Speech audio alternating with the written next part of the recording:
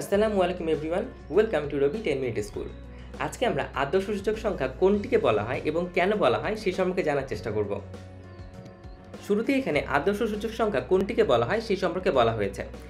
যে সূচক সংখ্যা সবচেয়ে প্রতিনিধিত্বকারী মান প্রদান করে এবং সূচক সূত্রের যাচাই পরীক্ষা, যেমন সময় পাল্টানো পরীক্ষা একটা আছে, উপাদান পাল্টানো একটা পরীক্ষা আছে, সে সকল পরীক্ষা উত্তীর্ণ হয় তাকে আমরা আদর্শ সূচক সংখ্যা বলে থাকি।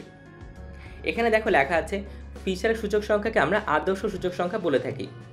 তার প্রধান কারণ কোনটি? কারণ এই সূচক সংখ্যাটি সময় পাল্টানো পরীক্ষা এবং উপাদান পাল্টানো পরীক্ষা উত্তীর্ণ হয় এবং এই সূচক সংখ্যা সবচেয়ে প্রতিনিধিত্বকারী মান প্রদান করে থাকে। এখন পরীক্ষাতে কোনো একটি ডেটা দিয়ে তোমাকে যদি বলা হয় এই তথ্যের আলোকে ফিশার সূচক সংখ্যা যে আদর্শ সূচক সংখ্যা সেটি প্রমাণ করো, তোমরা কি করতে পারবে? তোমরা দেখাবে এই সূচক সংখ্যাটি সময় পাল্টানো পরীক্ষা এবং উপাদান পাল্টানো পরীক্ষাতে উত্তীর্ণ হয়। তাহলে তোমরা প্রমাণ করতে পারবে ফিশার সূচক সংখ্যাটি একটি আদর্শ সূচক সংখ্যা। তাহলে আশা করি একটি আদর্শ সূচক সংখ্যা কোনটিকে বলা হয় এবং তোমরা কিভাবে ফিশার সূচক সংখ্যা যে আদর্শ সূচক সংখ্যা কিভাবে প্রমাণ করতে পারবে সে সম্পর্কে তোমাদের ধারণা হয়েছে। পরবর্তী ভিডিও দেখার আমন্ত্রণ জানিয়ে এখানে শেষ করছি।